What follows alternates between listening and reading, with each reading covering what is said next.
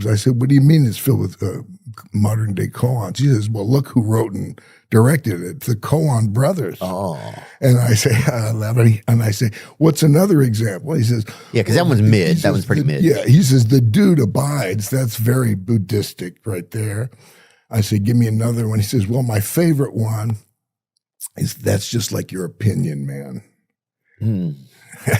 And that's my favorite one. At least he came with 3. If he'd only had one. No, he goes on. I said, give me another. Shut the fuck up, Donnie. That's another one. They're just, and he was filled with these things. And I said, those are pretty good. He says, yeah, let's write a book, man. I say, what do you mean? He says, yeah, we'll write a book about this. You into it? And I thought about it, and I got such a hit from this guy. You know how you get a hit kind of immediately with people, boom. Yeah, some people are fascinating. It's like meeting a cool pet in the street. You just boom. You keep petting it or whatever. Yeah. And so we got in cahoots. We went up to Montana for a week or 2 and wrote this book called The Dude and the Zen Master.